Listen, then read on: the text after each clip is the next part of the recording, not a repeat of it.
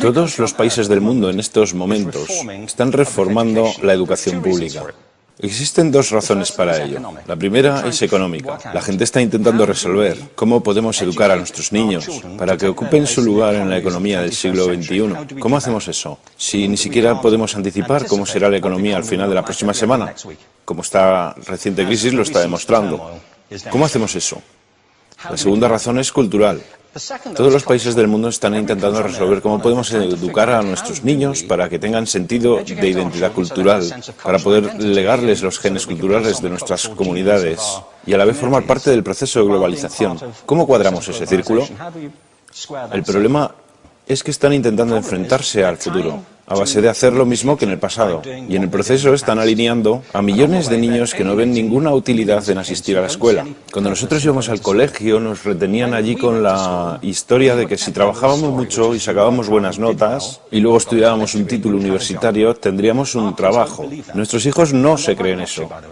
Y hacen bien, por cierto. Es mejor tener una titulación que no tenerla, pero ya no es ninguna garantía. Y especialmente no lo es si el camino hacia ella marginaliza la mayoría de cosas que tú consideras importantes acerca de ti mismo. Hay gente que dice que hay que subir los estándares, que eso sería un avance. Ah, ¿sí? Sí, lo deberíamos hacer. ¿Y por qué ibas a querer rebajarlos? No me he encontrado con ningún argumento que me convenza para bajarlos. Pero subirlos, por supuesto que habría que subirlos. El problema es que el sistema educativo actual fue diseñado, concebido y estructurado para una era diferente. Fue concebido en la cultura intelectual de la Ilustración y en las circunstancias económicas de la Revolución Industrial. Antes de la mitad del siglo XIX no había sistemas educativos públicos. En realidad no, o sea, podrías estudiar con los jesuitas si tenías dinero, pero la educación pública, pagada con los impuestos, obligatoria para todo el mundo, gratuita y a la vuelta de la esquina, era una idea revolucionaria. Y mucha gente se opuso a ello. Decían, no es posible para muchos niños pobres que están en la calle beneficiarse de la educación pública.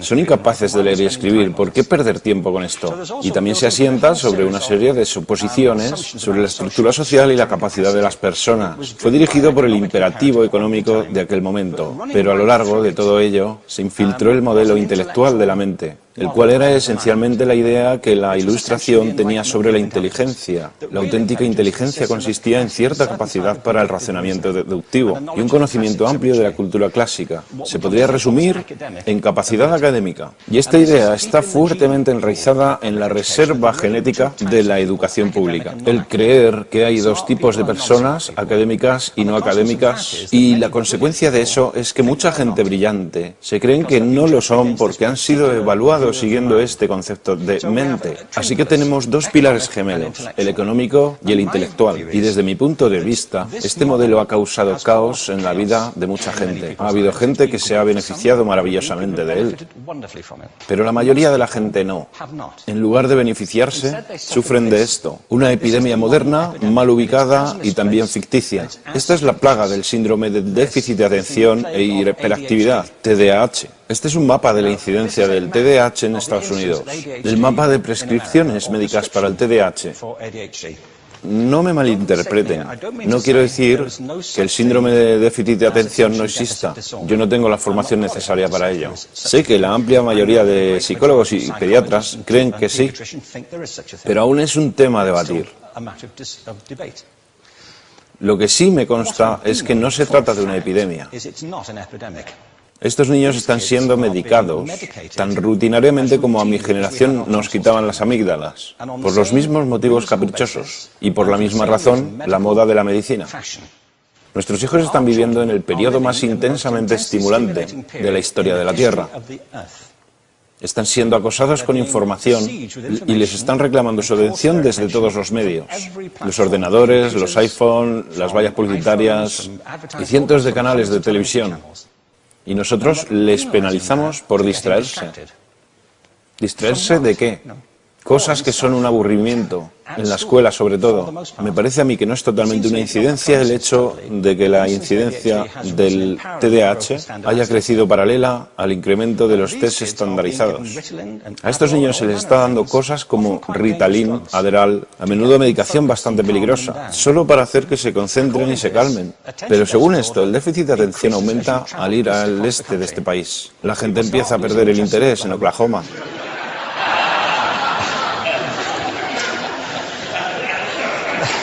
Ya casi no pueden pensar en Arkansas. Y para cuando llegan a Washington, lo han perdido completamente. Y hay distintas razones para ello. Es una epidemia ficticia. Si lo piensas, las artes, y no quiero decir que sea exclusivo de las artes, creo que también es cierto para las ciencias y para las matemáticas, pero permítanme hablar en particular de las artes, porque ellas son las víctimas de esta mentalidad en especial. Las artes tratan especialmente la idea de experiencia estética. Una experiencia estética es una en la que tus sentidos están funcionando a su máxima capacidad. Cuando te hallas presente en el momento actual, cuando vibras con la emoción de lo que estás experimentando, cuando estás plenamente vivo. Y la anestética es cuando cierras tus sentidos y te atontas ante lo que está sucediendo. Y muchos de estos medicamentos hacen eso.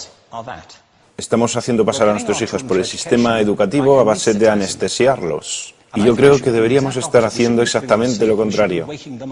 No deberíamos adormilarlos, sino despertarlos para que vean lo que sucede en su interior.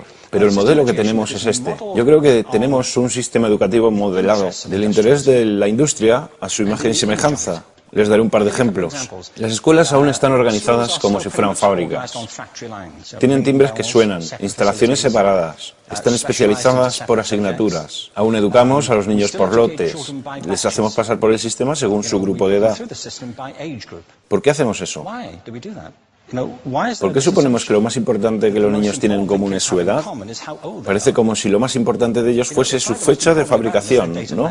Bueno, yo conozco niños que son mucho mejores que otros niños de su edad en distintas disciplinas, o en diferentes momentos del día, o que son mejores en grupos pequeños, o en grupos grandes, o que simplemente trabajan mejor solos. Si te interesa el modelo de aprendizaje, no puedes empezar con esta mentalidad de cadena de montaje. Se trata esencialmente de una conformidad. Cuando ves el incremento de los exámenes estandarizados y de los currículos estandarizados, todo se basa en la estandarización. Yo creo que tenemos que ir justamente en la dirección opuesta. Esto es lo que quiero decir cuando hablo de cambiar el paradigma. Hay un estudio estupendo que se ha hecho recientemente acerca del pensamiento divergente. El pensamiento divergente no es lo mismo que la creatividad. Yo defino la creatividad como el proceso de tener ideas originales que tengan valor. Pensamiento divergente no es sinónimo de creatividad, pero es un componente esencial de la misma. Es la capacidad de ver montones de respuestas posibles a una cuestión. Montones de maneras diferentes de interpretar una cuestión. Pensar lateralmente, como lo llamó Edward de Bono. No pensar solamente de manera lineal o convergente. Ser capaz de ver múltiples respuestas y no solo una. Así que yo diseñé un test para esto y voy a inventarme un ejemplo. A la gente se le puede preguntar cuántos usos se le ocurren para un clip. A la mayoría se les ocurren unos 10 o 15. A la gente que se le da bien se le pueden ocurrir 200. Y lo hacen porque preguntan, ¿el clip podría estar hecho de goma y medir 60 metros? ¿Tiene que ser un clip tal como lo conocemos? Bueno, pues diseñé el test y lo probé con 1.500 personas. En un libro titulado Más allá del punto de ruptura, y en el protocolo del test, si superabas una puntuación determinada, se te consideraba un genio del pensamiento divergente. Así que quiero preguntarles, ¿qué porcentaje de la gente que hizo el test puntuó como genio en pensamiento divergente? Y debo decir una cosa más acerca de ellos. Eran niños de jardín de infancia. Así que, ¿qué opináis? ¿Qué porcentaje de genios?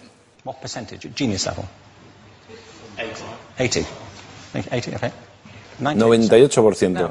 Bueno, la cuestión es que era un estudio longitudinal, así que los mismos niños volvieron a hacer el test 5 años después, en edades entre 8 y 10 años.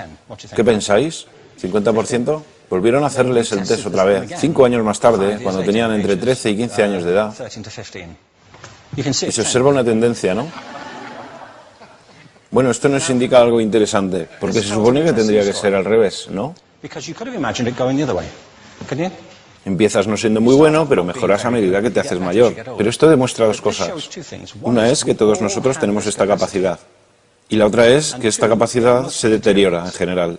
Muchas cosas les han pasado a estos niños durante su crecimiento, pero yo estoy convencido que lo que más les ha influenciado es que a estas alturas ya han obtenido una educación académica. Se han pasado 10 años en la escuela, oyendo que solo hay una respuesta correcta. Esta es la parte de atrás del libro, pero no la mires. Y no copies, porque eso es engañar. Fuera de las escuelas, a eso se le llama colaboración. Esto no sucede porque los docentes así lo quieran. Es simplemente porque sucede así. Es porque se halla presente en la reserva genética de la educación. Tenemos que pensar de forma diferente acerca de la capacidad humana. Tenemos que superar esta vieja idea acerca de lo académico y lo no académico, lo abstracto, lo teórico, lo vocacional, y empezar a verlo como lo que es, un mito. En segundo lugar, tengo que reconocer que la mayor parte de las veces el buen aprendizaje se da en grupos y que la colaboración es lo que alimenta el crecimiento. Si atomizamos a las personas, las separamos y los juzgamos por separado, formamos una especie de desconexión entre ellos y su ambiente de aprendizaje natural. Y en tercer lugar, un asunto importante es la cultura de nuestras instituciones, los hábitos de estas instituciones y los hábitats que ocupan.